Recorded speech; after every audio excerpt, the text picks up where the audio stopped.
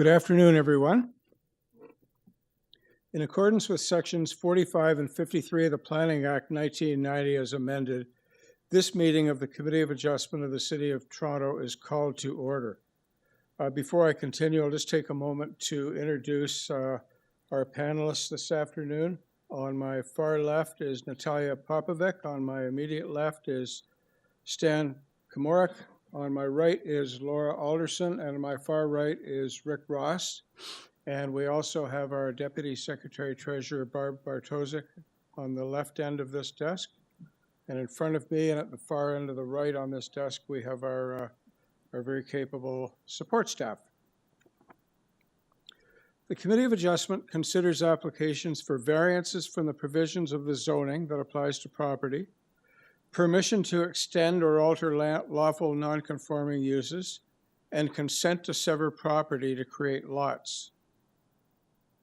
We acknowledge the land we are meeting on is the traditional territory of many nations, including the Mississaugas of the Credit, the Anishinaabe, the Chippewa, the Haudenosaunee, and the Wendat peoples, and is now home to many diverse nations, First Nations, Inuit, and Métis peoples. We also acknowledge that Toronto is covered by Treaty 13 with the Mississaugas of the Credit. Committee of Adjustment public hearings are now conducted in a hybrid in-person and virtual format. Some applicants and participants will make their submissions in person, and others will participate virtually by electronic means through WebEx, an online digital platform. The meetings are also streamed on the Toronto City Planning YouTube channel, and anyone wishing to view the hearing may watch on YouTube. Those who want to participate virtually and have registered in advance will be connecting with their computer, tablet, smartphone, or telephone, and have the option of participating via video or audio only. All virtual participants will automatically be muted on entry. When your item is called, you will be unmuted by the moderator, one person at a time. We ask that you also mute your devices until you are called on to speak. Those participating via video appearance will be temporarily upgraded to panelist when your item is being held. During this time, your camera will be enabled. You will only be visible during your 5-minute allotted speaking time. At all other times, your video will be disabled and you will be reinstated as an attendee. For both in-person and virtual participants, Committee of Adjustment staff will share presentations submitted in accordance with the written submission deadline. Those participating through WebEx are not allowed to use share screen or any other panelist controls during a video appearance. The host will remove you from the panelist role if you fail to respect this instruction.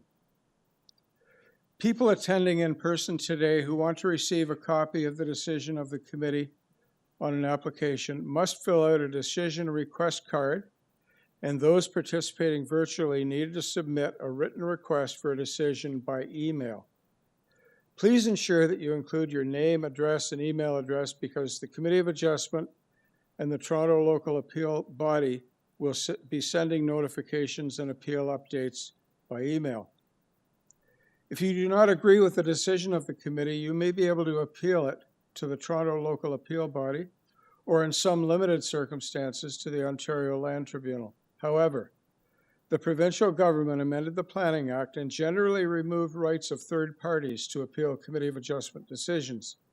Only the applicant, the Minister of Municipal Affairs and Housing, specified persons and public bodies, as those terms are defined in the Planning Act, are permitted to appeal decisions of the Committee of Adjustment. Appeal instructions are set out at the bottom of the decision of the committee.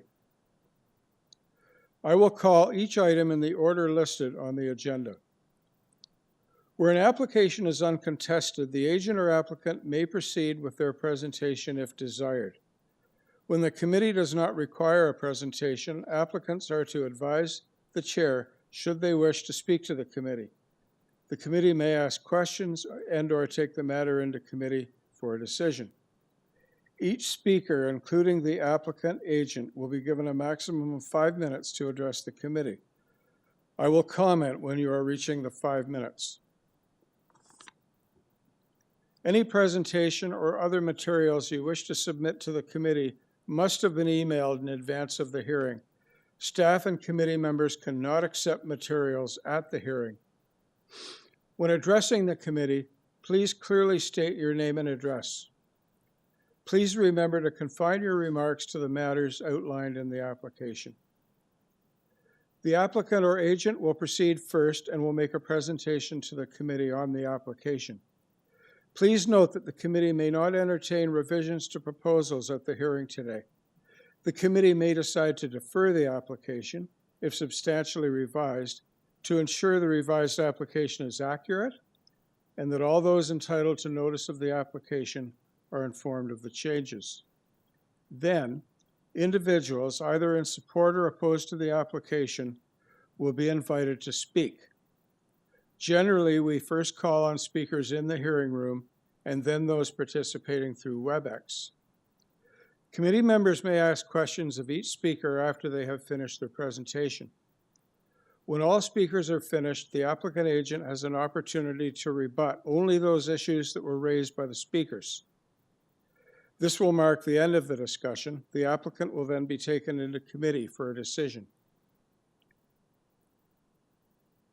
I would ask, are there any declarations of interest of panel or staff for any of the items on this afternoon's agenda?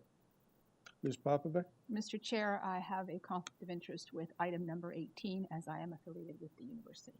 Thank you. Any conflicts from staff? No.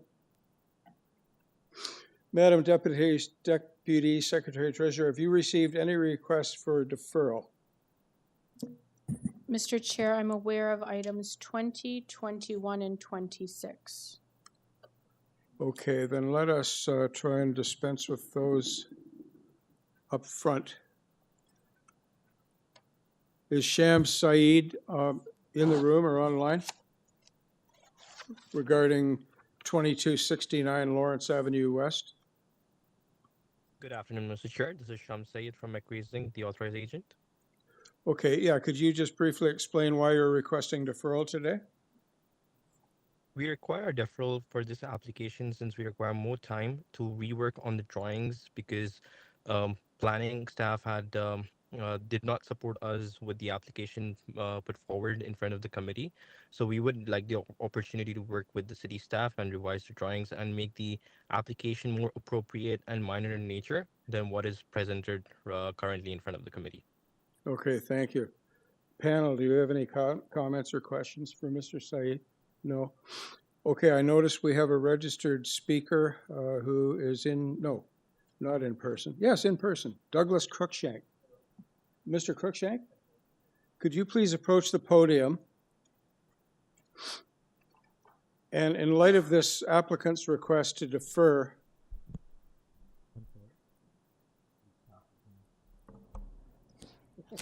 Hello. Oh, Hi. okay. Take it easy. in light of the applicant's request to defer this application to a future hearing date, we're not going to be considering the merits of this application today. Not So the surprised. question to you is quite simple. Do you or do you not agree with deferring this application today?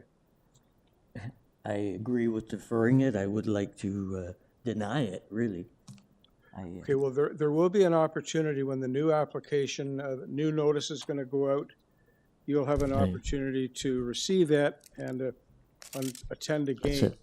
to make your views known on the merits. I understand. I'll take the first words that you said were you're okay with a deferral. Okay. You'd rather not, but you're okay with it. I'd rather not. That's Yeah. good enough for us. Okay. And hopefully it's a better application Yeah. when it comes back. Okay, so then let's go into committee. Oh, there's no one online on this one? Okay, thanks. Is there anyone else present in the room for 2269 Lawrence Avenue West? No?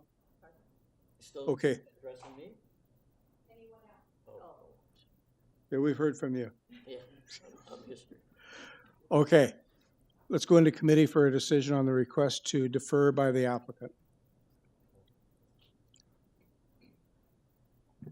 I'll move a motion to defer so that the applicant can process with planning and come back with a better application.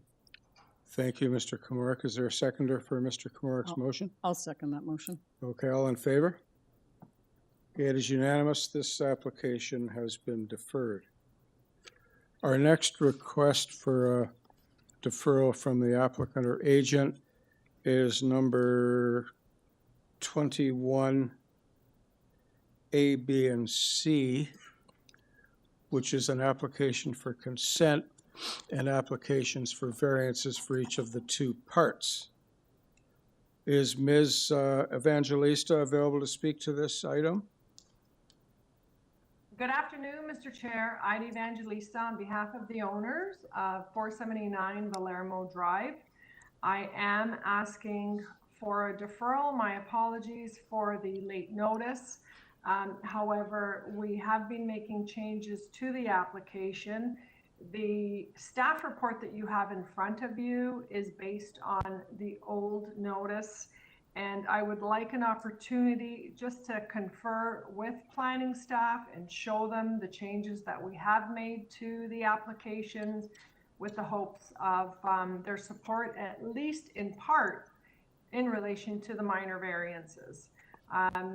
We're a little apart on the severance, but they're basing the severance on a block which consists of 5 homes, which, with the greatest of respect, I believe is unrealistic. So all that said, I do want to have the opportunity to confer with planning staff to discuss the variances and make modifications to the application. Okay, thank you. Panel, any questions or comments of Ms. Evangelista? Is there anyone in the room that came to speak to this item, 475 Valermo Drive? I don't see any here. Is there anybody at home, Adam? Okay. Okay, so let's move into committee then for a decision on this deferral request.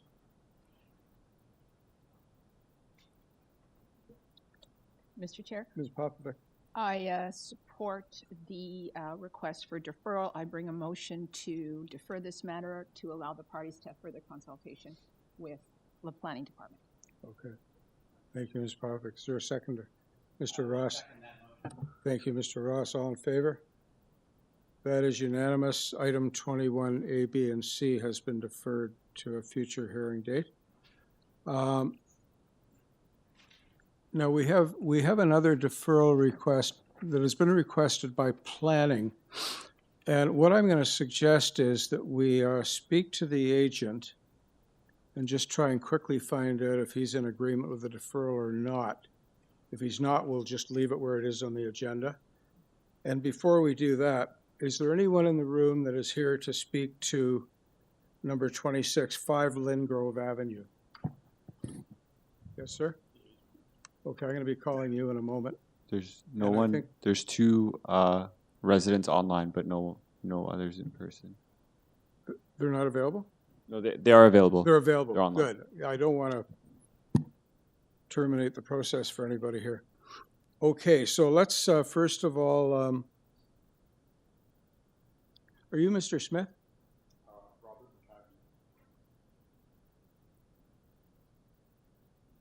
Okay, just be patient for a moment. Oh, you're the agent? Yeah.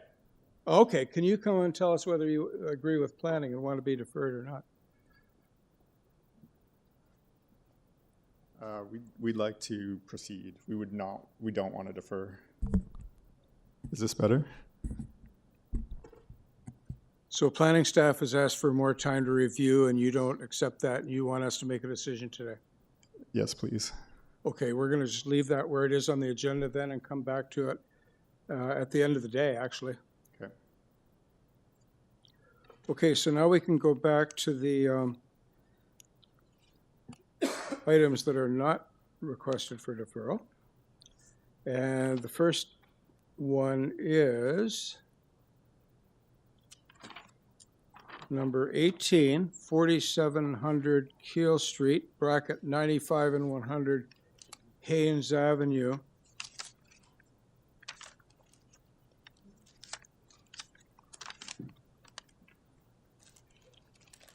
purpose is to construct 2 new 8-story student housing buildings. We have the clearance for transportation services. We have a community planning condition, and we have, yes, a recent revision to the community planning condition. And we have 3 people identified here to speak to the application. Now, I'm assuming, looking at your job titles, that you're all here on behalf of the agent, and it looks like you're all here. So we have Bruce Hall, Guela Solo, and Henry Morton. Now, before you identify yourself, are you consuming the 5 minutes on your own? We don't normally have multiple presentations from agents. Understood, Mr. Chair. I'm the only one that's planning on speaking. These other people that are part of our team are here to answer any specific questions that the committee may have. Today? Yes, they're here, yes. Welcome all. Okay, this is very straightforward, but I think it's a significant project and warrants presentation for our benefit. So I agree, Mr. Chair.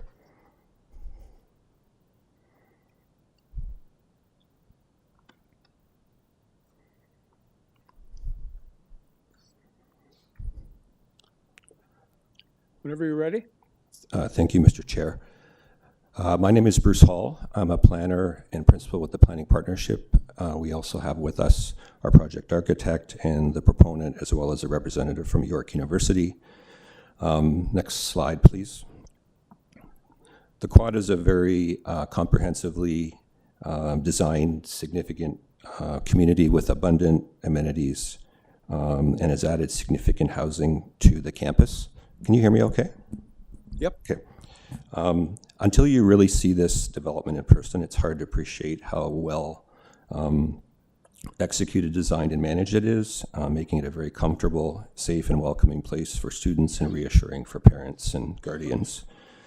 The approach that we're taking to this application, York has been turning to partners like the Quad to help advance critically needed student housing to keep pace with growth. Through earlier phases, the 2 earlier phases of the Quad, the general pattern for the overall block was established, including development parcels, roads, parks, parking, and services. And phase 3 takes its directions from this. Given this established framework and the majority of zoning performance standards being complied with, the university and the proponents seek an expedited path to the site plan by way of the Committee of Adjustment to deal with some minor zoning. Next slide, please. The subject site is very well located on the KEELE campus. It's very close to the heart of the campus. It's about 5 minutes from that area to the subway and to the student center. In addition to the multitude of services available there, there's a number of services that were provided in the first 2 phases of the Quad. Next slide, please. In terms of the applicable planning framework, we're designated mixed use, which is a growth designation. We conform to all the requirements of the official plan. The same thing with the York University secondary plan. It promotes the type of density and development that we're talking about. The Southwest Precinct Plan, although no statutory document, provides guidance in terms of built form direction. Next slide, please. The key to the delivery, next slide again, sorry. The key to the delivery of student housing here is very, very significant. There's about 3,600 beds on campus, about 55,000 students. The Quad Phase 1 yielded over 900 units and 1,500 beds. This will add another 579 beds and 841 units and 841 beds, which represents a very significant increase for York, which is under. Next slide, please. The Quad is a very well integrated student community within the campus. It's very well located. Next slide, please. This slide just really demonstrates the relationship of the Quad to campus and what the benefit will be in terms of getting rid of a lot of surface parking, Next slide, please. I'm going to very run short on time here. So the quad phase 3 really is 2 buildings, 8 stories in height, which step down to 6 stories to the south at the request of city planning in terms of an urban design approach. Both buildings, like the earlier phases of the quad, have nicely landscaped courtyards. Next slide, please. This is just a glimpse of the building elevations. Next slide, please. Next slide, please. As mentioned, the quad has a number of amenities, lots of different types, locations and sizes of spaces to study, socialize, and exercise. Next slide, please. The proposed density of the quad is very consistent with the phase 3 is very consistent with previous phases. It falls within the middle of the densities that were previously proposed and conforms with the official plan and secondary plan. Next slide, please. In terms of the summary of the requested variances, they're largely administrative to deal with the private nature of development versus public. That's the definition of student housing. An increase in density to 400%, which is consistent with the previous approvals. And lastly, the third variance deals. You've got about 10 seconds. Okay, and the third variance deals with the reduction in the overall parking, which is a larger supply provided by York University, and transportation services is okay with that. In my opinion, the proposed development meets the 4 tests of the Planning Act, results in good desirable development, and will have a minor impact. Thank you, Mr. Hall. I cut it short a little bit. Any questions for the agent? If I may, just this is being developed by a private developer on behalf of York University. I'm just trying to understand that this is affordable student accommodation, and are the students going to be directly applying to the private corporation, or do they still apply through the housing process of York University?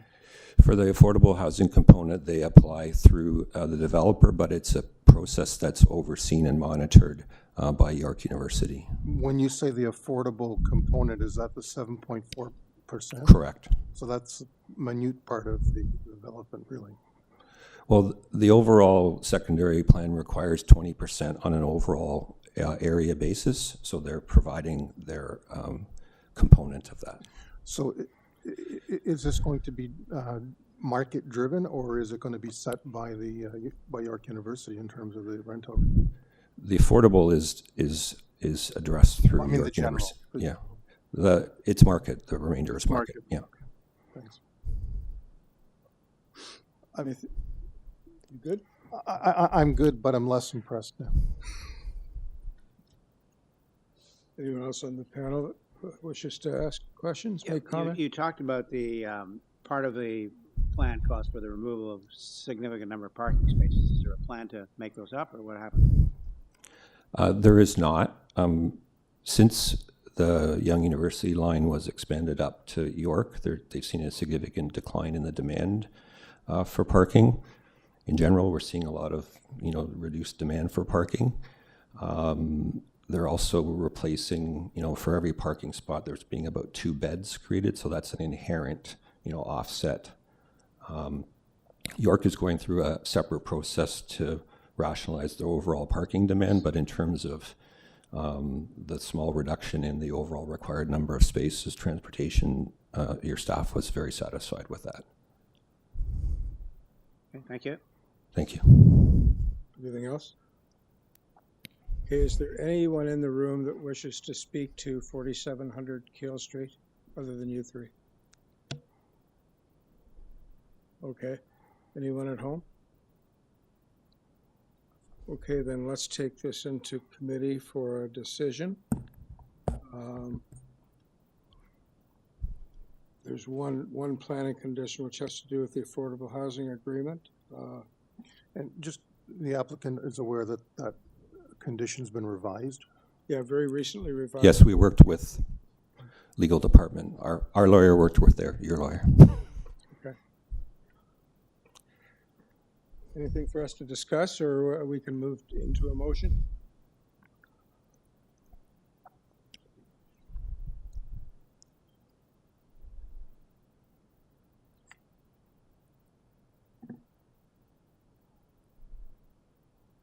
I can make some comments.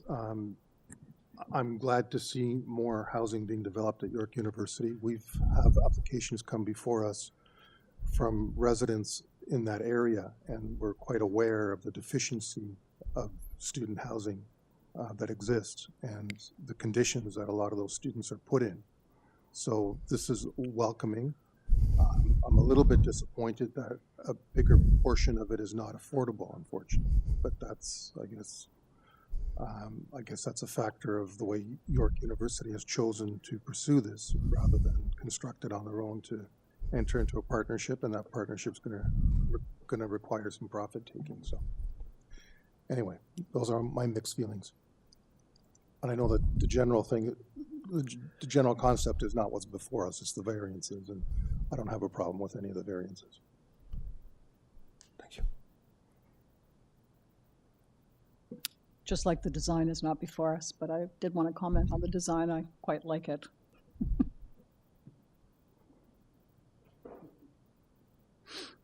Is anybody prepared to translate their thoughts into a motion? The only, there don't appear to be any conditions on it, is that correct? Yes, there Yes, are. there's a rather lengthy planning. Oh, the community plan one, sorry. Yeah, with, I know it's your Which planning will- okay with conditions. Yeah. It's transportation that was okay without condition. Yeah, there is a parking, this will create a parking deficiency, but I think transportation is okay with Yes, that they are. deficiency. So I'll move to approve the application subject to the planning conditions. That's your motion? Yes? Is there a seconder? Yes, I believe it meets the 4 tests under the Planning Act and is desirable for this particular piece of land, and I second that motion. Thank you. All in favor? That is unanimously approved. Thank you very much. Thank you all for coming. Appreciate it.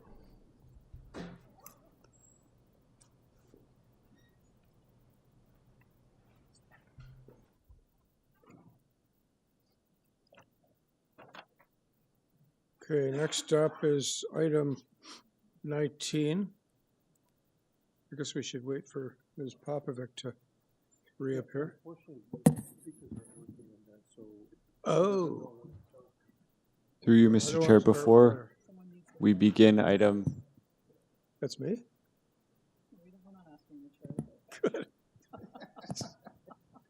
sorry, Mr. Chair, before we begin item 19, there's been a change in the speakers list, so the agent won't be Richard de Oliveira, it's going to be Tasneem. Also from Mr. de Sorry, Oliveira. who's the agent?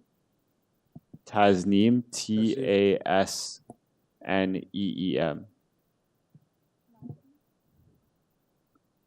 Bagruzam.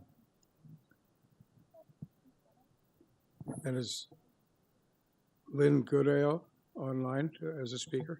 Yeah, Lynn is on the line. Okay, good. Oh, sure, there she's here. Okay, so.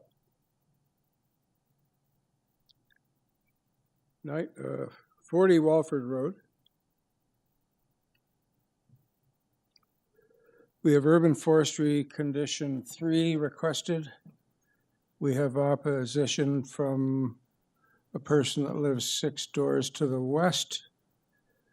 We have 3 support letters. We have a clearance from the planning department, and we have an objection from 37 Walford Road, who is our registered speaker.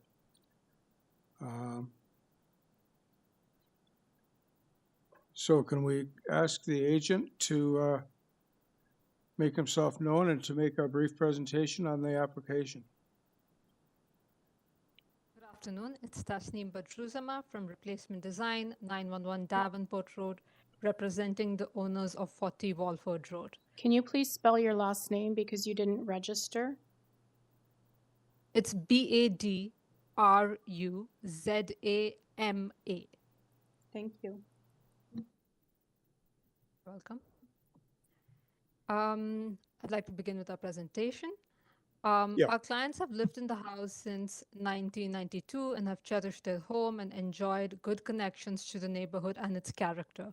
Our proposal is to enhance the living space while preserving the overall character of the house and its impact on the neighbors. With reference to the attached presentation, if you can look at page 2, the variance is related to the FSI of the house. You can see here that the variance is minor, maintains the existing footprint of the house, and does not encroach into the yard any further than the main floor. It's also important to note that planning has supported this variance.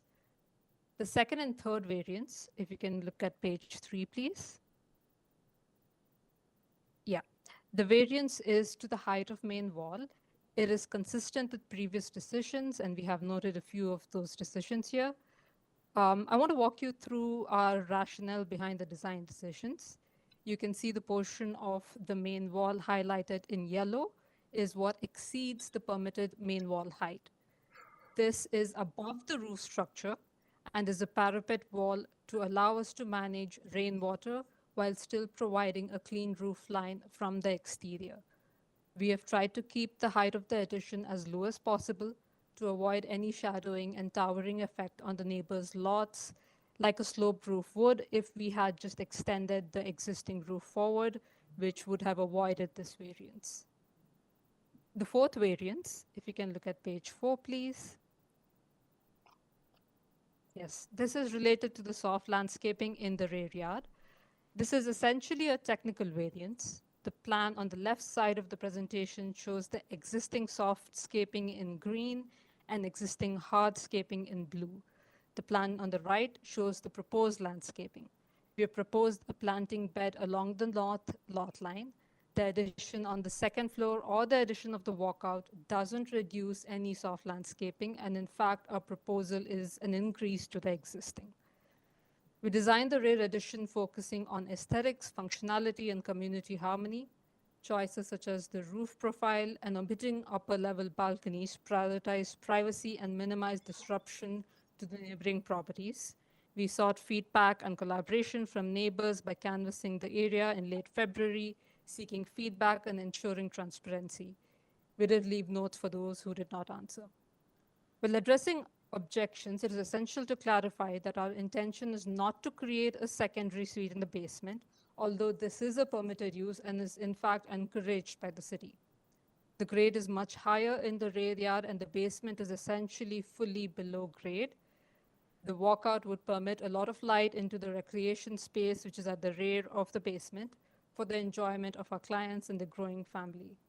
Thank you for your time here, and we're open to questions moving forward. We're also open to your feedback and making adjustments if needed to make this application more agreeable. Okay, thank you, ma'am. Panel, any questions or comments for the agent? Is there anyone in the room that is here to speak to 40 Walford Road? No?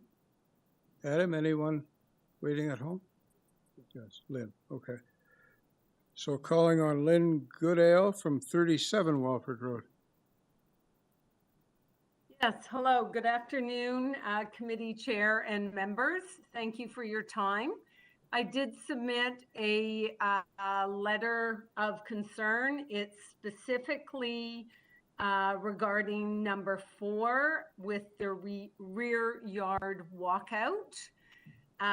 The first point is that there already exists 3 entrance and exits into this building, and having a rear yard walkout means digging out that area, and it's unclear to me whether the 13.77% maintained as landscaping includes the rear yard walkout or excludes that, which means that it would be less in the rear yard area for landscaping. So that's with respect to the first point. The second third and fourth are with respect to the water, the drainage and diversion by any kind of digging out. Okay, now if I can This just, area if I can, sorry, I just need to interrupt you on this. Sorry. Drainage issues are dealt with as part of a drainage plan, which is a requirement of the building permit process. So that issue will be dealt with, just not here and not today. Oh, okay. Just so that you know that. Okay. It's not, it's gonna be treated, Okay. it's gonna be dealt with, but not by us. Okay. Okay, sorry to interrupt. No, that's fine. I appreciate understanding that. Yeah, okay. Carry on. I'm not sure then that points 2, 3, and 4 are, you know, I've got it here in the letter, but it sounds like this may not be issues for discussion here with the committee. That is correct, yes. Okay, fair enough. So I guess really the question is on this rear yard walkout, by digging this out, is in fact the percentage of 13.77 including the walkout area or excluding it? So it means it would be actually smaller in the landscaping area. Okay, well, the agent will be addressing that issue because you've raised it. Is there anything else? Nope, that's Okay. it. Thank you. Okay, just hold on to your phone there. Mr. Chair, before we go to the agent, I just want to make clear that the walkout is not a variance in and of itself. There is no variance for the walkout. Yeah, that's correct. Yeah, that's true. And drainage will be addressed through building permit process because they will require a drain at the bottom of the stairs. Yeah, we covered that part off.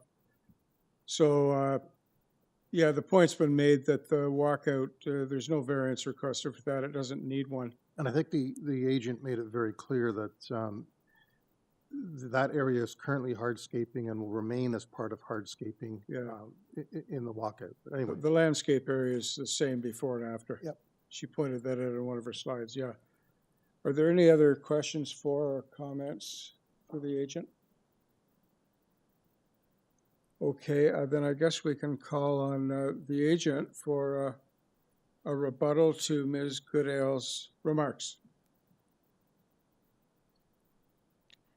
Yes, just to answer Ms. Lynn's question, the walkout is replacing what is currently existing hardscaping.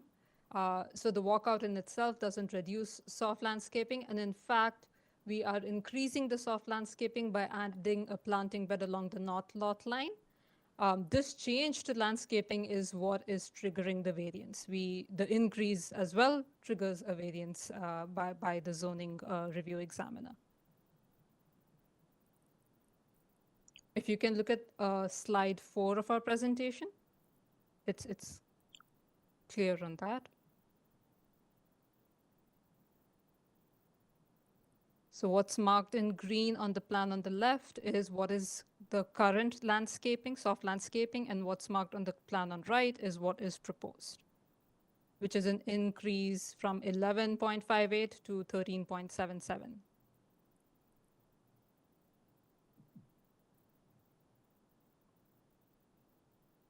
Okay, is that all?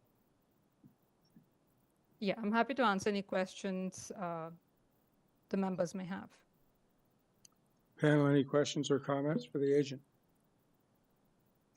Just one quick question. Are you okay with urban forestry condition number 3?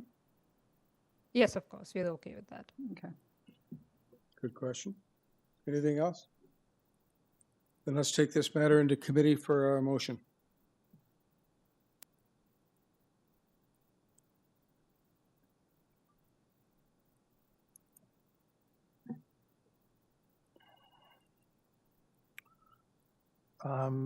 Some comments, if I may.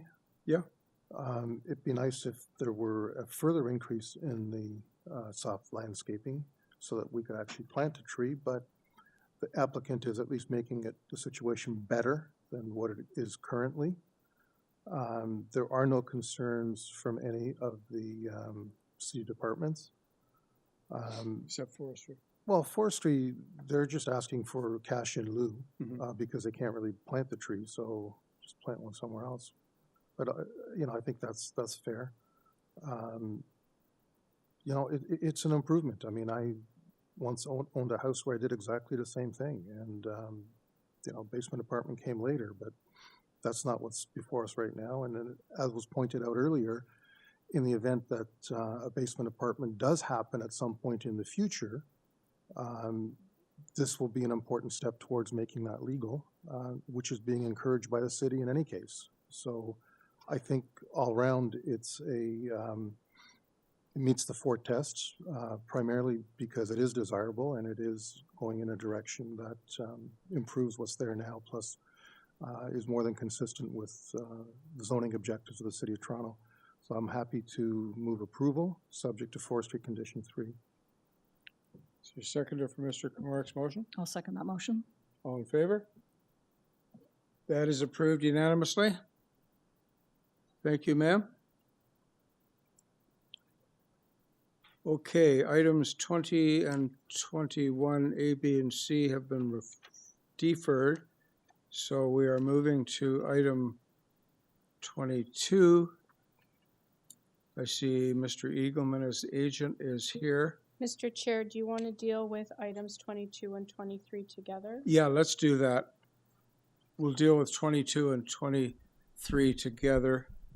They're adjacent properties, I guess created by severance not too long ago. Yeah, a lot of history on this one.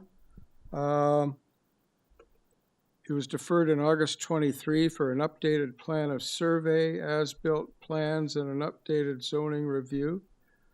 I guess, severance applications and variances were approved by this committee on January 13th, 2022. In the short intervening period, there have been 6 orders to comply, building contrary to 6 variances that had been granted on this property. We have the councillor for the area strongly opposed, and we have the community planning department requesting refusal. So I think Mr. Eagleman is a regular professional presenter at this committee. He can well anticipate what we need to hear. Yes, good afternoon, Sir Chair, committee members. Thank you for having me. So I think given the history, I will provide a brief presentation. Just for the record, David Eagleman, Design Plan Services, Inc., 900 the East Mall. And before getting into the variances, I do want to address the fact that this is an after-the-fact application. The dwellings are mostly constructed at this point. They mostly already exist in terms of the proposal that is in front of the committee today. And while the committee is well aware, this is not something that should be considered in making a determination of whether this application meets the 4 tests or not. The fact that it was completed already should not be considered in making that decision. However, based on the information that the owner has provided to me, and just for the record, I was not involved in the original minor variance application and consent application, nor was I involved in the construction of the houses. However, based on the information provided by the owner had unfortunately a death in the immediate family while these houses were being constructed. And unfortunately, that just did not allow the owner to focus her attention to this project. And things unfortunately went a way that were improper. But after receiving the orders to comply, the owner sought to rectify the issues. And that brings us ultimately to today.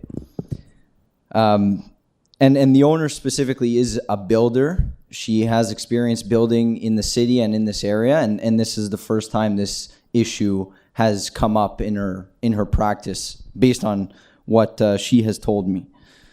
So, and on the last point of that, the owner has paid double the application fees. There is prosecution ongoing, so there are repercussions for doing this without the proper permits and approvals, and the owner is paying the price of those repercussions on top of financial difficulty of, entering into purchases of the houses and not being able to fulfill those agreements. So in terms of the proposal itself, we have had consultations with planning staff.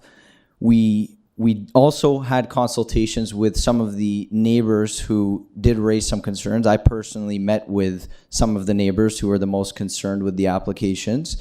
And we did take those comments back, and we did revise the proposal to remove the rear decks and also reduce the size of the second-story balconies at the rear. And so those were the revisions we made. They were not to the satisfaction of planning staff, unfortunately. I think based on our discussions with the neighbors, some of them are satisfied.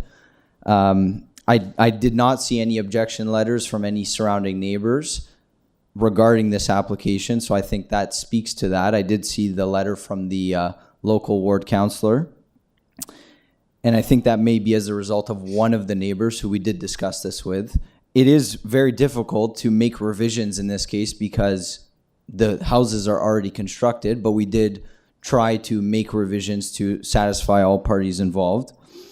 And we actually did obtain signatures and support. They were submitted today, so they won't be within the committee's package, but they have been submitted to committee staff and are on the public record. And so I use most of my time to provide context. So just briefly on the variances, the houses are very similar to what was previously approved. The main difference is really the rear yard setback and a slight decrease to the front yard setback as well. The side yard setbacks are a reduction too, but they're generally similar. And in terms of the rear yard setback, that will be an improvement to the existing condition that existed prior to these dwellings being constructed. So the existing house had a rear yard setback of 2.47 meters, the existing house prior to these new buildings being constructed. So this revised proposal, even though it's less than what was previously approved by the committee, it's still an increase to the previously existing condition of 2.78 meters. So I'm running out of time. I provided a detailed justification letter. So I would hope that the committee has reviewed that, and I'm happy to answer any questions. But it is my opinion that these applications meet the 4 test under Section 45(1). Okay, thank you, Mr. Eagleman. A panel, questions or comments for Mr. Eagleman? I have multiple questions, Mr. Chair. Go for it. I'll start with the rear yard setback comments. The existing house that was there was not aligned in the same direction as these two are. It was facing Floral Parkway. Is that correct? Through you, Mr. Chair, I believe the existing house, and I'll just pull up the previously existing survey, but I believe the existing house was facing Cornelius Parkway in the same manner as the proposed houses. Okay, is there a survey that indicates that? Because I was like, in your application, I don't see a pre-existing survey. I just see the post-art plan survey. Yes, through you, Mr. Chair, we did not submit that previously existing survey just to avoid confusion, but I do have it. But it's difficult to make your point without that survey. Understood. Let me just pull it up, but my understanding is that it is oriented in the same manner. Well, I'd like to see that.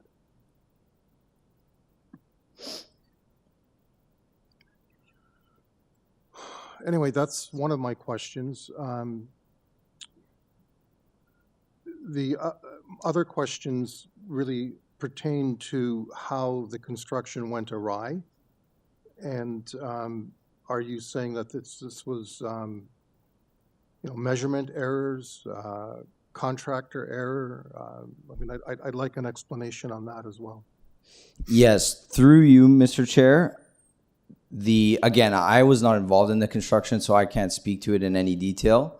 But from my understanding, based on information from the owner, the contractors just went awry with the construction. They weren't following the previous committee approvals, and they were not following the building permit drawings. And unfortunately, that led to the situation that we are in now. So there was no architect involved in the project? That I am not sure. I wasn't involved. Mr. Chair, I've shared the previous survey on the screen. Thank you.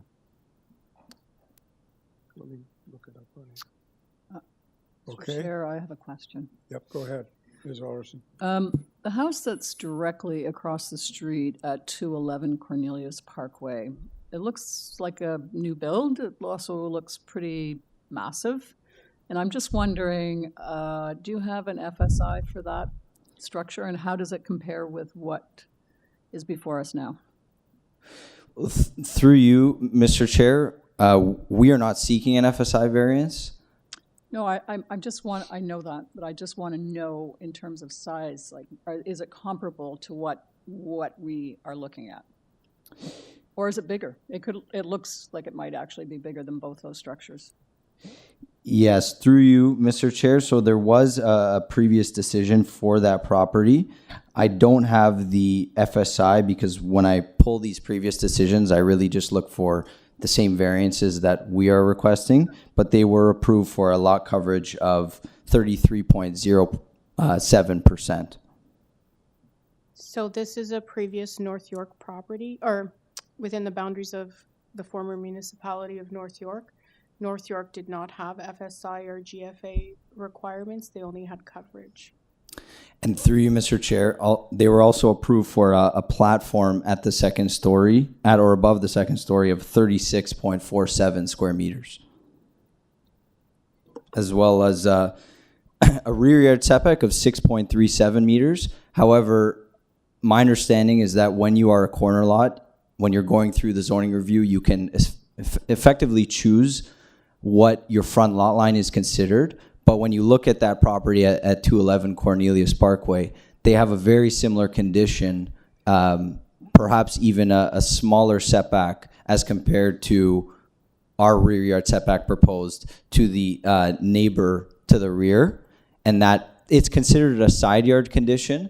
So perhaps it is smaller, but potentially compliant. However, there is a second story with windows facing that property. So it's a similar condition in terms of privacy and overlook impacts. Any other questions? I've got one more, if I may. You're saying that you've removed or you're reducing balconies to the rear. Is that reflected in the variances before us now, or are you proposing to reduce the existing variances? Yes, through you, Mr. Chair, that is reflected on the public notices. We were previously seeking a platform area variance in addition to the encroachments of the platforms into the rear yard. Those platform area variances were eliminated. So the platforms are now compliant with the maximum permitted area. So you've reduced the platforms, you're not eliminating them? No, we eliminated and removed entirely the first floor decks in the rear yards. There was decks previously proposed off of the ground floor. Those have been removed entirely. The balconies at the second floor were reduced in size to eliminate the variances pertaining to the size of them, such that they were reduced in both width and length to bring the area down to 4 square meters, which is the maximum permitted. And have those been built? Yes, they were built, so they will have to be effectively torn up and reconfigured to be consistent with what we are proposing now. And so will the decks that have already been built. Okay, thank you. Any other questions? You said, which of course goes without saying, it's when it's already built, it's somewhat difficult to make all the changes you'd like to. What changes are still here that still make it meet the 4 tests. Can you, through you, Mr. Chair, can you clarify your question, Member Ross? Okay, Mr. Wigan, when you said at the beginning you couldn't make all the changes that you would like to have made because it's already built. So I'm wondering how that impacts on your statement that you feel that the way it is now with the request you're making does meet the 4 tests. Yes, through you, Mr. Chair, I think even prior to the revisions we have made, these applications did meet the 4 tests, but in an attempt to try and satisfy some of the concerns raised by both planning staff and some of the surrounding neighbors, we made further revisions. And although those weren't to the satisfaction of planning staff, we believe some of the neighbors were satisfied. And I think based on the fact that my understanding is, I guess we'll see if anyone is here in person to speak to this, but I did not see any objection letters filed other than the letter from the ward councillor. Okay, thank you. Okay. Is there anyone in the hearing room that is here to speak to 212 and 214 Cornelius Parkway? I don't see anybody on the list here. Anybody at home? And through you, Mr. Chair, if I may just answer Mr. Komorik's question. So yes, the existing house was facing Cornelius Parkway, and there was second story windows as well on the rear wall. Yeah, I actually see that through Google View now. Thanks.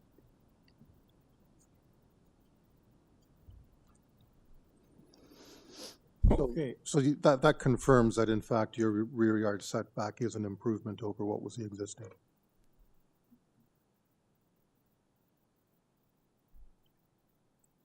We okay for questions and comments? Okay, let's take this into committee for a motion. We have, and let's make a single motion on numbers 23 and 24. Or sorry, 22 and 23 for 212 and 214 Cornelius Parkway. And sorry, Mr. Chair, just in terms of discussion, what is it that planning still wants? what is planning what? What does planning want? Why are they still in a refusal situation? Yeah, I just took a quick look at that. Through you, Mr. Chair, if I can answer that question if you would like me to. Go for it. My understanding, based on planning's report and my discussions with them, is they're concerned with the rear yard setback as well as the encroachments of the balconies into the rear yard setback. So that's their main concern. Okay, and you're willing to remove the balconies, or you're saying you're reducing the size of them so they will no longer encroach into that setback? We reduce the size of them to eliminate the, we've already revised the plans, and the variances and the plans that are in front of the committee today already reflect the revisions. So we reduced the size of those balconies such that the area variances were eliminated. Understood, but do they still project into the rear yard setback? They do, because the minimum rear yard setback requirement is 7.5 meters, and because the house itself encroaches into the rear yard setback, and those are on the rear wall, they also encroach.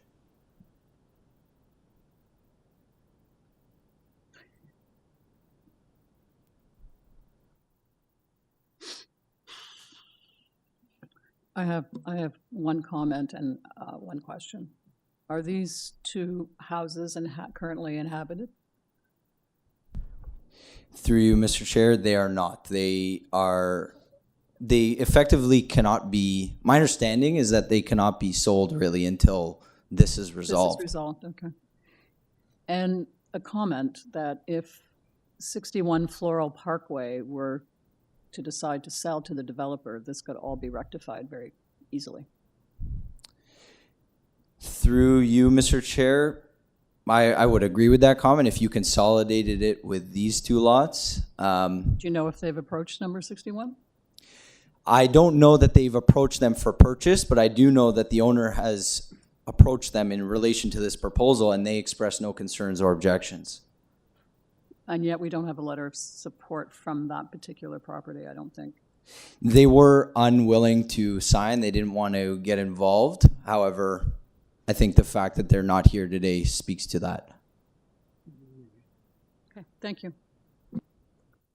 One of the other things we often look at when something's already built is, is it advantageous to the owner as more so than if the original variances had been followed? Seems to me this property, it's now more advantageous if we approve these variances as they are, than if they followed the original variances.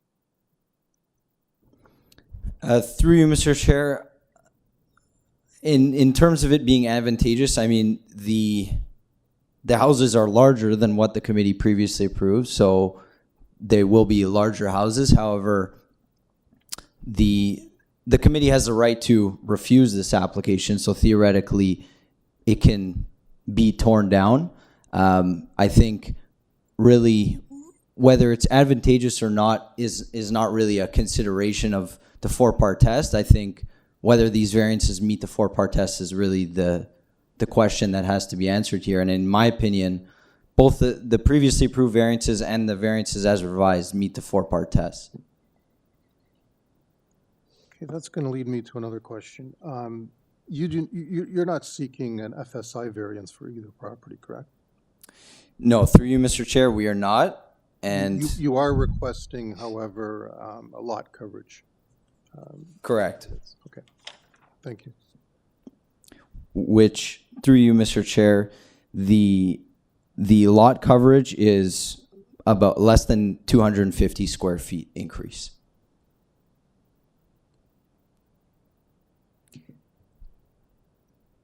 What is the square footage of the houses, just out of curiosity?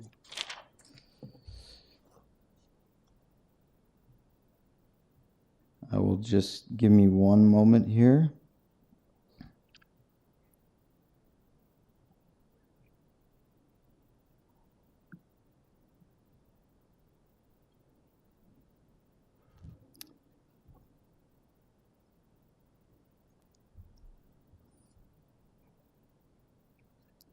Apologies, loading.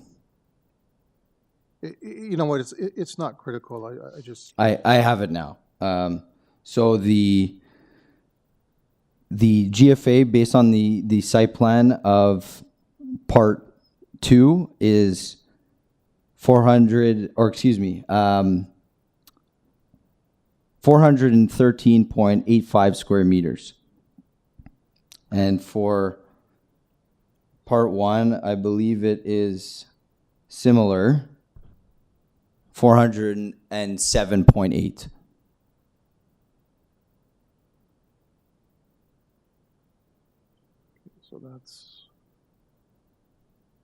Those are sizable houses. You're looking at over 4,000 square feet for both houses.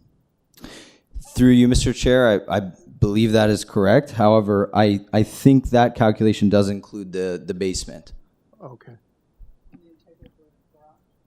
I don't think it includes in this part of the city. I don't think the garage. Oh, it could. It does include the integral garage, I think.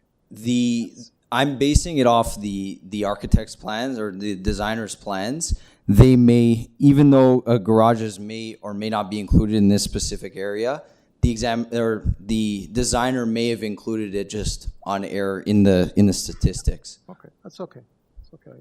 I got it. Okay. But the above grade massing is about 3,000 square feet based on the statistics. Yep. Yeah, which is kind of average for a new build. Okay. Anything else for? No more questions? Comments? Ms. Popovic? Nothing. Okay. Mr. Kumar? Yeah. My inclination initially was to refuse this application. But I think after hearing that, and I guess it was in part because I thought the original house was a different situation. hearing that the rear yard is actually an improvement over the existing, and I'm looking at this as a new application. I don't like rear yard variances, but given this site, I can understand the need for it. But for this to be palatable in my mind and to meet those tests, I would strike out variance 7 altogether so that there is no balconies encroaching into that rear yard setback. And That's just for 214, correct? sorry? I only see a variance 7 for item 23. Oh, okay, I didn't look at the other one. I'm not sure if, is it the same? 22, hold on. They both have the same variance, slightly different numerical value. They both have balconies, right? Correct. Yeah. Yeah, there's a variance 6, which speaks to a platform, which is also encroaching into the rear yard setback, right? So that's variance 6 on part 1 and variance 7. 7 on part 2, yeah. And what's the additional variance on part 2?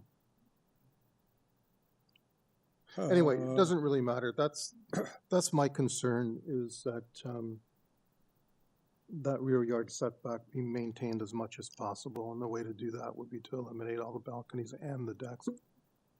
Or have a conversation with number 61. That's not our business. I know. I'm just commenting. Yeah, I noticed that number 61 is not opposing this, right? No. Nor have they sent them a letter of support. Understood.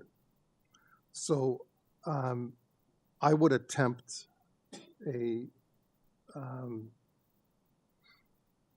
motion to approve variances 1 through 5 only on 22 and 1 through 6 on 23. We are not approving the balcony in your motion. Correct. I'm not approving any of the balcony. Right.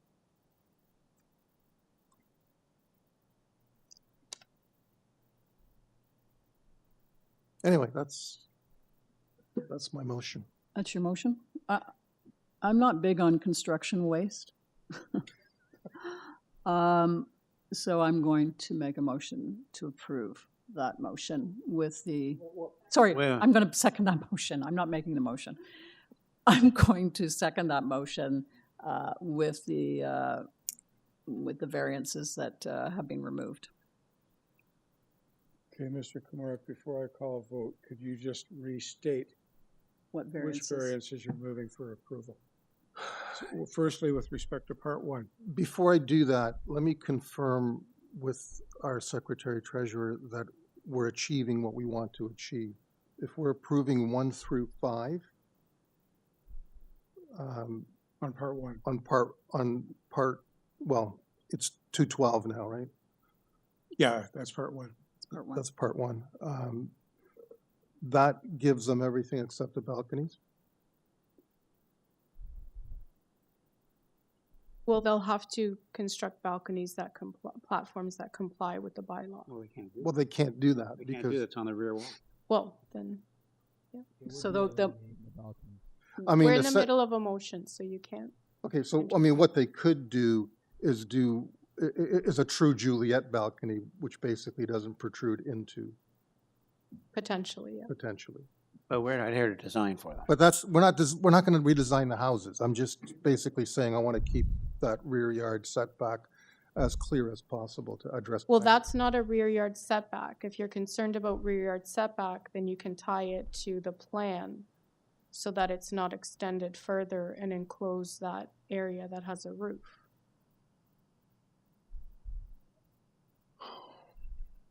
The platform is separate from a rear yard setback. So they were approved a variance of 7 meters in the previous decision, and now they're asking for 4.49 and 4.59. Yeah, but the house sits at 4 point whatever right Yes. now. But if you're concerned about the rear yard setback, Well, I'm concerned about penetrations beyond the current approval that's being sought for rear yard setback. so then you can tie it to the site plan as well. But the site plan shows the balconies. No, it actually Oh, it does doesn't. not, right? So what you're Which they saying, should have, because they were deferred to provide accurate plans, but they have not shown that. what you're saying then is there's going to be no rear yard access because No, they can have rear yard access. how? There's no, there is no doorway on ground level. I'm looking at it right now. But if we go with that motion, they could put a doorway there, right? There's a doorway there, but it's not at ground level, so they can't do a walkout. They need some sort of a platform. That's what you're saying effectively, is that if there's no rear yard access. No, They do show doors that are at established grade. Really? Because I'm looking at it right now, and I don't see I'm anything. looking at what's labeled as left elevation. What's labeled as what? Left Left elevation? elevation, or sheet number 6. I'm looking at rear elevation on the corner. No, it would be the side, because the door isn't on the rear wall. okay, sorry, what else? The door isn't on the rear wall. No, Okay. Is it, I'm not looking at the site plan. Is it underneath the second floor platform? I'll share. Which won't exist. Barb, are you looking at elevation or a floor plan? Elevation, it's on the screen now. Okay. So you've got, this is the entrance, which is shown on this plan as being at established grade. Yeah, so they don't need They don't need a door. well, no, Well, they have a door. They don't need a platform. Okay. I'm looking at Street View right now, and there's no door at grade. Well, they may not have, I don't think you can see it from street view. I'm Because in the backyard right now, looking at the back of the house. But it's not the back, it's the side. No, it's the back. No, You're on Floral looking at this Parkway? site plan, Yes, I'm in the backyard of, but the door is here. yeah. I'm The in door, backyard, am I can you not? see my mouse? I'm in the backyard. No, but look at your screen. Yeah. The door is here. So you can't see that from the street. Well, then it's under the second floor platform. Yes. Okay. Then it's not. so, real. so the door doesn't face to the rear, it faces to To the the side. side. Behind the garage. It faces to the side. Okay, that's fine. So these are all windows at the back. Yeah, 6 of them.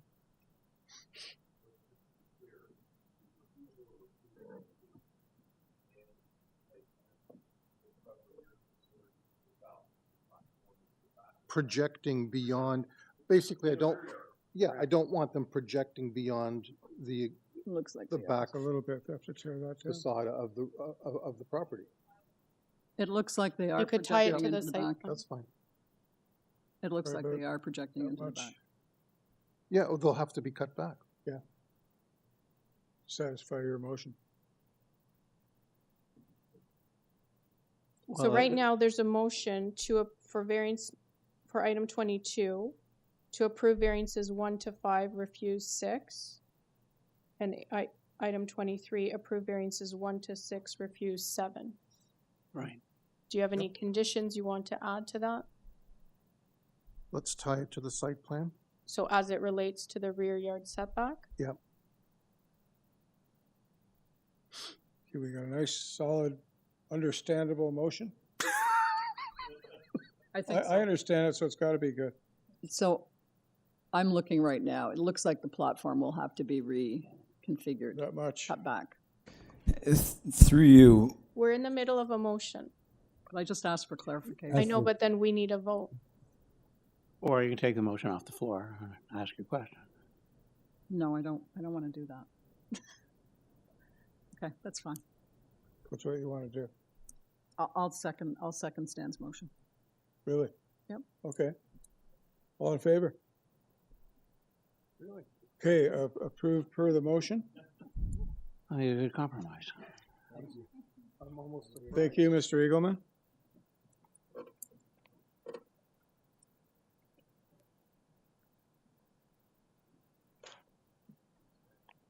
Okay. Yeah, You're gonna make some notes? this is simpler. He didn't add any conditions.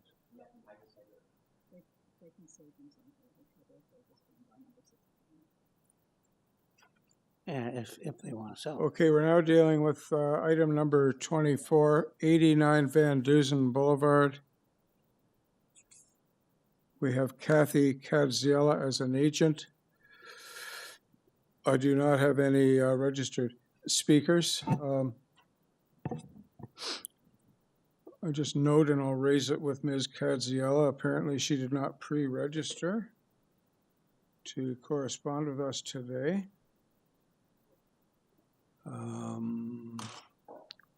Mr. Chair, I am here. I apologize for lack of Okay, registration. sorry, just a moment. I'm going to call on you in a moment. I just want to do my little preamble here.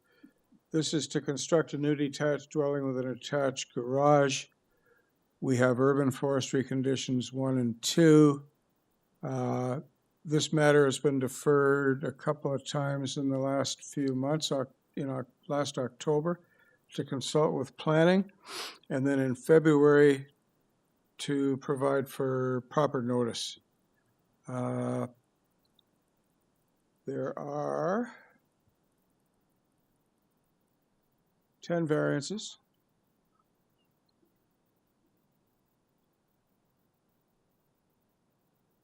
Ms. Kadziela, I'm wondering, please provide a comment on your not registering, but on the substance of this matter. I think it's pretty straightforward. Would you be able to provide us with a couple of what you believe to be essential comments for our consideration, or just leave it open for questions from the panel? Certainly, Mr. Chair, I would like to highlight 2 aspects of the application, and I will comment, although the file has been deferred a few times, the pronunciation of my last name improves every time, so I appreciate that. Thank you. So to start off, yeah, you totally got it this time. Okay. Now, please tell us why you didn't register to talk to me. I don't know. Are I you- don't are you have a new any agent? excuse. I apologize. Are you a new Pardon? agent? No, I'm not a new agent, which again provides me with even less excuses. But Do you it usually is what it register? is. I do. Huh. You know what? At this point, I think the application was deferred Oh, so well. many times. I'm familiarizing myself, maybe to my detriment, with you guys a little bit too much. Okay, so our ears are open to hear your comments. Okay, so I would like to highlight that there have been no objections from the neighbors despite the application circulating since October of the last year, and the requested bylaw amendments before the committee today would allow for construction of a 2-story dwelling that supports the scale and layout of adjacent newly constructed homes. This addition would also support the character of the evolving neighborhood and to create an opportunity to accommodate 3 generations within the same household. Through the review process, we revised the application and addressed all concerns from planning, but did see 2 concerns raised by urban forestry that I wanted to speak to today. The first is regarding variance number 1, which deals with the maximum proposed lot coverage. And then I'll say that the bylaw allows for 37% of the lot area to be covered. We're asking for 39.95%, which reflects planning's recommendation. It aligns with previously approved applications for properties in the immediate area of 89 Van Dusen and adheres to the City of Toronto's official plan policies. I believe that urban forestry's concern for variance 1 relates to trees located at the front of the property along Van Dusen. The request for increase in coverage does not actually affect these two trees, as the new dwelling maintains the same setback as the existing dwelling currently on the property. The new dwelling is also aligned with the adjacent homes along Van Dusen, as mandated by the bylaw. So when looking at the front yard where the city-owned trees are currently, the design actually exceeds the bylaw requirement by 20% for the front yard to be allocated to landscaping. The second concern from urban forestry pertains to variance 10, which addresses vehicle access on corner lots. The proposal involves relocating the driveway from Spring Garden Road to Van Dusen. Urban forestry's concern regarding variance 10 is related to the proximity of the parking space to the two trees at the front of the property, and the potential loss of viable planting space. So I'd like to mention that in the memo issued from Urban Forestry on October 2nd of last year, there was no concern expressed for variance 10. We actually received support to the application right before we had to defer for the second time because of the notice error. So to walk you through quickly, the required tree protection zone for the first tree at the corner is 4.2 meters. The distance between the tree and the parking area is 6.36. And then the second tree at the corner of Spring Garden Road in Van Dusen is 4.65. The tree protection zone is 4.8. So we're a little bit under on that one. So when considering the concern for loss of viable planting space at the front of the property, again, I want to highlight that the proposed design actually exceeds the bylaw requirements by 20% for landscaping, and we meet the requirement of 75% for softscaping. And then finally, the proposed parking spot at 89 Van Dusen actually aligns with those adjacent properties, specifically 87 Van Dusen, which sits directly across the street, and which has been previously approved by this committee. This approach aims to create a cohesive streetscape while honoring the neighborhood's character. And then furthermore, the proposed relocation and design of the parking spot onto Van Dusen actually maximizes landscaping opportunities along both Van Dusen, Spring Garden Road, and the rear backyard. So we have addressed the concerns raised by staff and believe that our application offers a balanced and thoughtful approach to development. I would respectfully request the committee's approval and welcome the opportunity to answer any further questions you may have. Thank you very much. Panel, any questions or comments of the agent? I don't believe there's anyone in the room. Sir, looking at your cell phone there, are you here for LYNNGROVE? Are you here for 55 North Queen? Okay. No one at home? Okay, then let's move into committee for a decision on 89 Van Dusen Boulevard. The only conditions we have, if you're contemplating an approval motion, is urban forestry 1 and 2.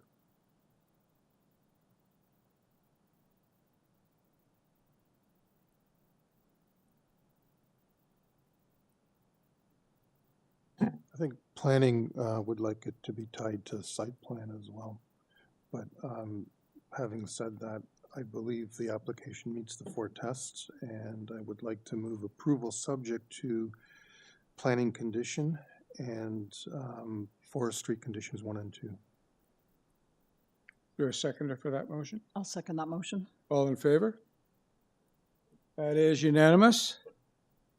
Approval? Thank you, Ms. Cadziella.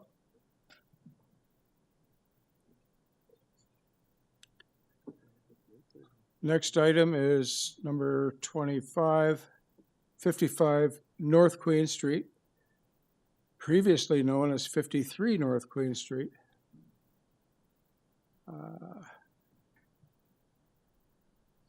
The agent is Morgan Dundas. Okay, good.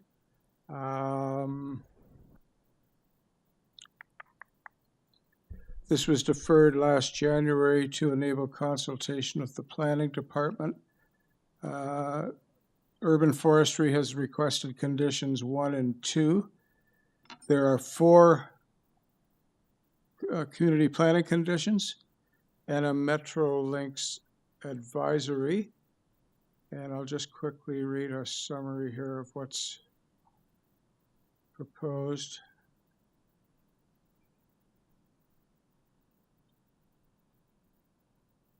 To construct a new detached dwelling, oh no, that's 89 Van Dusen.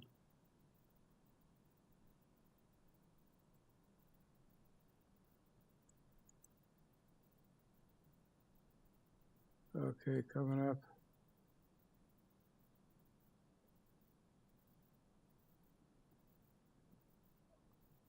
The purpose of this application is to permit an open storage area for various construction materials along the southwest corner of North Queen Street and Vanscoe Road.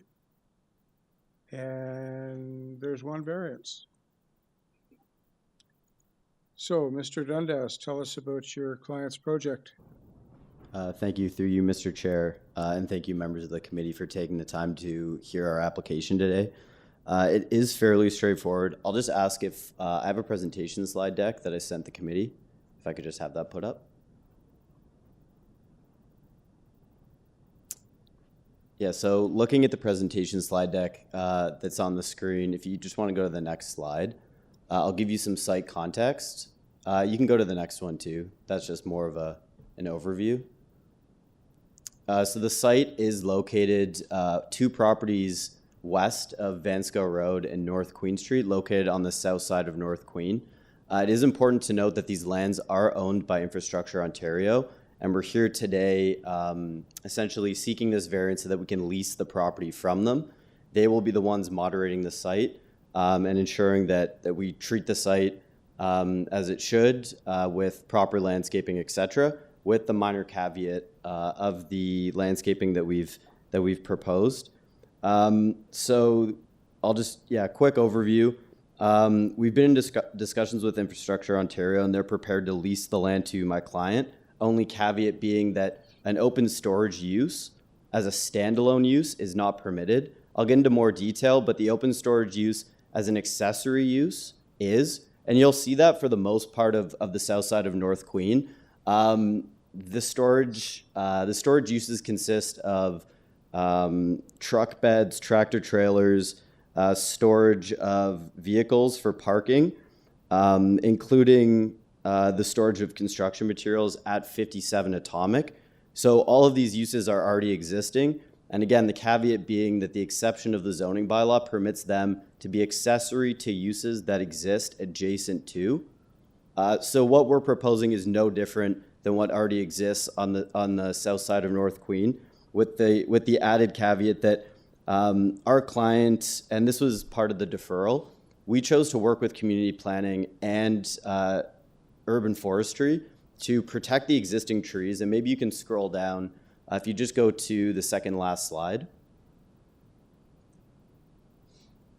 These are just some of the existing uses. If you keep going, yeah, so you can look at either of those. Sorry, just go up. Anyway, so the point being that we've preserved the existing trees on site. If you go to the site plan or the landscape plan. Yeah, either one of those is fine. So we're preserving the existing trees on site while planting a significant number of additional trees. So you can see the entire perimeter of the site will be planted with soft landscaping, including the northern portion of the site, which is actually public property, but we're fully willing, and my client is fully willing to pay for that. So that fee is in the total of $63,000. The security for that will be $44,700. And keep in mind, this is a payment that will be made to improve public lands as they're owned by Infrastructure Ontario. It's not owned by my client. I would like to bring you to the committee's attention to the community planning staff report dated February 26, 2024, where the staff has recommended a 2-year temporary approval of this open storage use. And I quote, Furthermore, since the proposal involves introducing a new open storage standalone use, and I will just point out, the standalone use is the only new aspect of this. Open storage is existing all throughout the entire south side of North Queen. City planning staff recommend a 2-year temporary approval to monitor its operation on the site. I will note that the 2-year temporary use is excessive and should not be made a condition, and does not represent the same precedent that has been developed along North Queen. Again, all of those sites neighboring our own have been done as of right.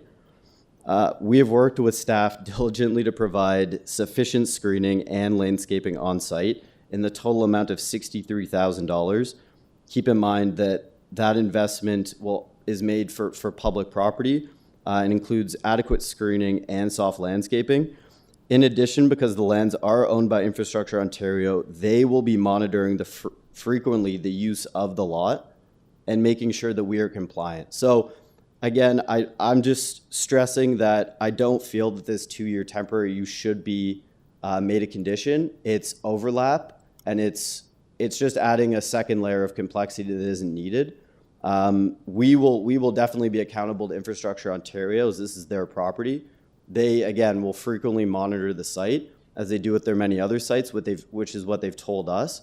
Planting all the way down to the actual material of the lot, they will inspect, and they will hold us accountable. So just in summarizing, the proposal meets the general intent and purpose of the official plan. An open storage use is permitted under the official plan, and the policies of this do state that a public entity such as Infrastructure Ontario can lease us the land. The proposal meets the intent and purpose of the zoning bylaw. Open storage uses are permitted, and as I mentioned before, many open storage uses exist, and it's as a result of the accessory use to the lots which are adjacent. In this case, my client doesn't own adjacent lands, but fully intends to operate this with adequate screening and soft landscaping. We're way over time, sorry. Oh, sorry about that. Sorry, I didn't even realize. Anything essential, fine, Yeah, that's but fine. otherwise. Sure, that's it. Wrap? That's it. Yep. Okay, That's a wrap. panel, any questions or comments? I have questions. So you're okay with all of the zoning, the planning conditions other than the time limit? Is that Yeah, other than one. Okay. Yeah. And is there a different time limit that would be acceptable to you, say 5 years or? So essentially what happens, and it's a little bit complex, but Infrastructure Ontario would issue us their lease on a 5-year term anyway, Right. to inspect us and make sure that everything is adequate. They also actually speak to the city and guarantee that if there are any Okay, I'm not gonna- any grievances such as noise, anything like that. Okay, but you're doing a 5-year lease, so you wouldn't be opposed to a 5-year term then for your approval? We would, honestly, I would be more inclined to have it indefinite. Of course. Yeah, but I mean, But but if- just for the realistic purpose that we're leasing this land from Infrastructure Ontario again, and we're in their hands with this. No, I understand, but Infrastructure Ontario could theoretically sell this land to someone else at some point too. They could. Yeah, they could. We have no control over that. Yeah. So we can't rely on Infrastructure Ontario. Yeah, I mean, that's fair. I mean, but again, and the purpose of removing the condition is creating unneeded. I totally get, and I totally, and even Sure. if you were going to raise it, I was going to say 2 years didn't seem reasonable to me. Yeah. But just looking for some kind of timeline. Your lease is 5 years then. Yeah, I mean, currently we don't have a lease at this time, but you would enter their into a execution. 5-year. Yeah, or it would be open to negotiation with Infrastructure Ontario. All right, thank you. What is the downside to you? Help me understand why it matters if it's 2 years or 5 years to you? Oh, well, I mean, first of all, cost. In the 2-year time, we'd have to come back to the committee and get it extended, which I feel is unneeded. And the second being that, again, just alleviating on any unneeded levels of governance here. If Infrastructure Ontario, it's their property again, so they will be governing us and making sure that we're staying viable with. And again, this goes back to noise, pollution, anything like that. They would communicate with the city on it. So just to be clear, you do not, or you do, at the minute, have a lease?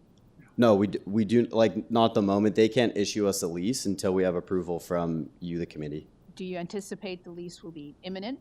If Yes, if yes. that's what happens? Yeah. So that the two periods, as my colleague said, of 5 years would overlap?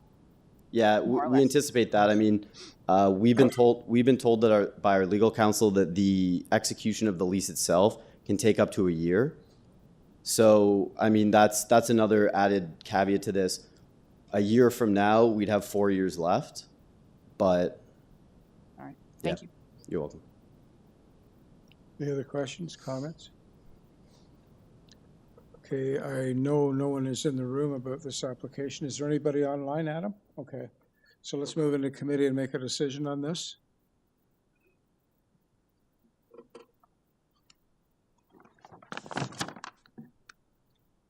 I'd like to move approval. I think the only issue is whether we put a timeline on it and if it should be. I think planning, they do a standard, this is their standard request to be able to review the application after.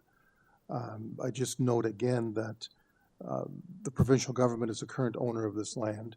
There's nothing stopping the provincial government from declaring this land surplus tomorrow and it going up for sale. I mean, once there's a lease in place, that will govern the use. So I just note that.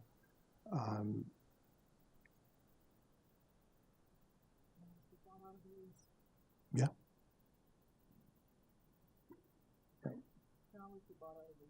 No, for sure, but there's, yeah. Anyway, I'd like to approve it. I don't know if, I mean, it's, I concur that that's the use that's been going on along North Queen forever, and well, ever since Hydro moved their towers off of that land. And it's really no different visually, whether it's adjacent or whether it's someone else using it for that purpose. So, I mean, I have no problem with the use that's being proposed. It's just a question of the timeline. And, you know, I'd be inclined to amend the planning conditions to a 5-year or 5 years from commencement of the lease. I mean, whatever, you know. But then that might mean they can't operate until that lease is in place, and I don't know if that would affect you. If the decision is from when the lease commences, it means you can't use that land. Yeah. We can't use the land until the lease is executed anyway, is my understanding. Because So we no one can't. is using it for storage right now? Oh no, it's in my presentation slide deck. It's a dilapidated site. It's been used for dumping in the past. So.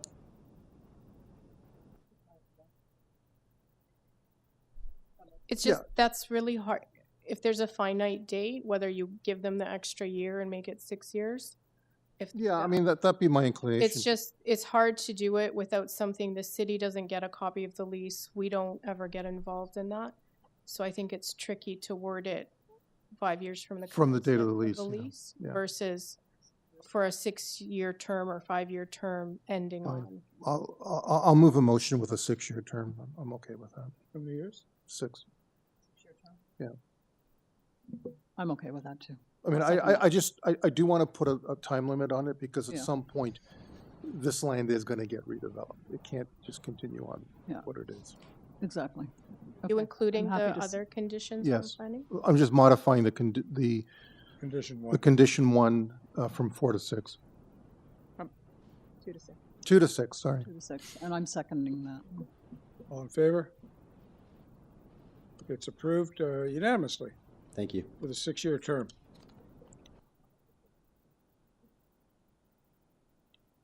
Final application of the day, number 26, 5 LYNNGROVE Avenue. Purpose is to construct 2 2-story rear additions that will include a basement walkout and a rear yard deck. There are 3 variances.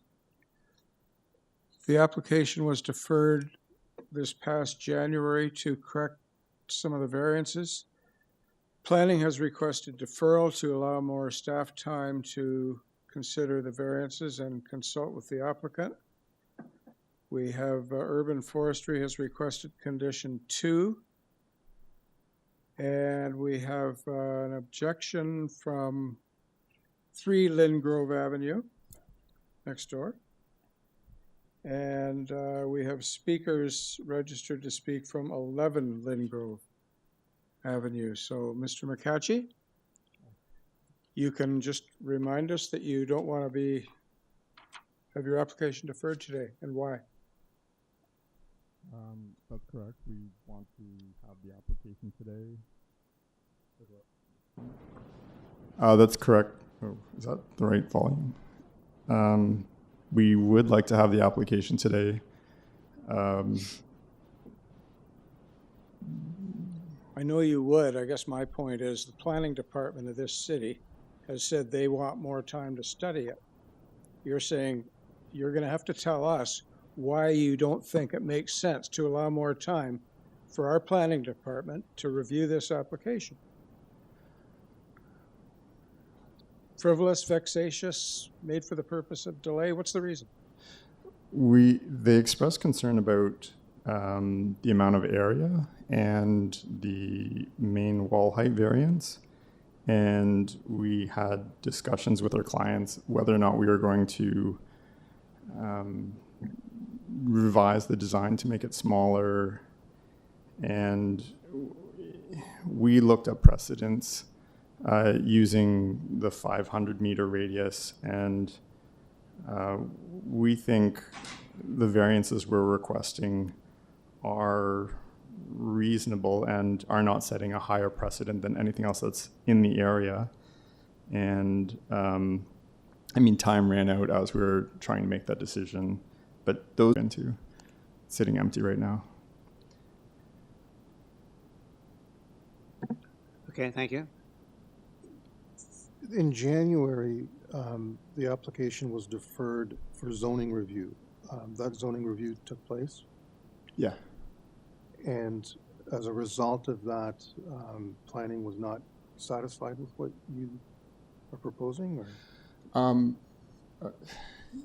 Sorry, because there was such a compressed timeline to get this, we did a kind of a strange way of going about this application where we thought, let's get in line for committee of adjustment. We thought we had to wait 6 months, and then we changed the design, went for the ZAP, the zoning review, and then that committee, our hearing date came up a lot faster than we were expecting, which was a nice surprise. But that's why we deferred it. We just didn't have our that letter back from the planning review yet. Okay. So any other questions or comments for Mr. McCatchy? Okay. Do we have Lone Smith and Marika Hohal and Myron Sobolski? Yeah, we have all of them on the line. Okay. Lone advised that she would be at Marika's house. So anyways, we'll have they're all going to be there. Yeah, Lone speaking and Myron speaking, but Marika will not be speaking. Okay, good. So Lone first? Yep. Okay, Lone Smith? Yes, my name is Mr. Chair. Can I speak? Yeah, a little louder if you can. Oh, okay, I will try. Mr. Chair and committee members, I would like to, my name is Lorna Smith and I reside at 3 Lynngrove. Excuse me, ma'am, I've made a fatal error here. We haven't heard a presentation from the applicant yet. Well, are we dealing with the deferral first, or are we dealing with the presentation? Yes, we have a request from planning to defer this application to allow them more staff time to review and to consult with the applicant. We've heard the applicant's view on that request, and we need to decide whether or not to defer. So I need a motion on that. You want to consult with the... we did that. No, No, well, we no, haven't actually, no, okay.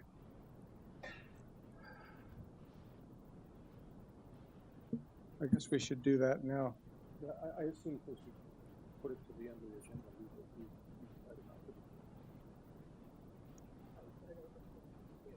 I think we put it over to hear arguments. We didn't decide we didn't decide to hear it, that's for sure. I think it's because it wasn't a request from the applicant, Mr. Chair. Right. Do you want to ask the two speakers if they're in support of a deferral? So Yeah, that I we think can we should have that knowledge before we proceed. So, Lowen Smith, Yes.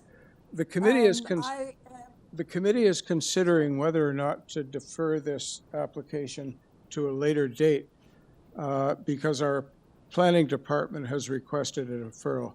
They've told us they need more time to review the application and to consult with the applicant regarding the variances. Would you be in favor of deferring to a later date? And keep in mind that if you do, we're not going to be considering the merits of this application today. It would be deferred if everyone agrees that it should be deferred. So would you be okay with a deferral? Thank you very much, Mr. Chair. I absolutely think that it's important to hear the deferral and do the deferral so that planning can give more input. I have been following the case very closely, and currently they are actually still working on the house. Since they are my neighbors, I can. Okay, witness could that. we hear from Myron now on his? Yeah, viewpoint Myron, of have the you been deferral? listening in? Yes, can you hear me? Yeah. So the question for you, sir, is would you be agreeable to a deferral of this application to a later date, as has been requested by our planning department? Yes, I would. Okay, thank you. Okay, so now we have everybody's views on the deferral, and it's up to us to make a decision. Can we find out when's the next available date at this point? What you're estimating, is it April or May? Well, we don't know if their discussions with planning will result in revisions to the application. Okay. So they were originally scheduled for January. They anticipated a 6-month delay, so I still think they'd be within the 6 months. But it all depends on their discussions with planning. If they make revisions, then they have to resubmit revisions and get a new zoning review. Okay. And, but in terms of open calendar, you're booking April at this point. Yes. So if they had their planning ducks in a row, it could be April, but it more likely will be later. Probably May. If they agree to make revisions, it would probably be May because they need to revise plans and get new zoning. Mr. Chair, I have a comment. I believe we have a blind spot. And I'm in favor of a deferral because, as Madam DST indicated, planning could very well come back with concerns or questions or issues, which would certainly pose a concern or a roadblock or an obstacle. So absent having their input, I think a deferral makes sense to fill in that gap. So that's. I would agree with that. I'm concerned there's only 3 variances, but each and every one of them in my mind is fairly significant, and I think we would all benefit from hearing about from our professional planners on whether or not they're agreeable. I think it's, I don't feel comfortable proceeding on this. Well, I Any think other feelings? We always run the risk if we don't defer and they can't or won't quickly be able to adjust to what planning wanted, they may have to come back anyway. Yeah. So we need a motion to decide on this? Yeah. I'm happy to make that motion for deferral to give the applicant an opportunity to further consult with the community planning department. You're a seconder for that motion? I second that. Ms. Plavlik, thank you. All in favor? Very reluctant. Very reluctantly. Okay, it's unanimous nonetheless that the application has been deferred to a later hearing date.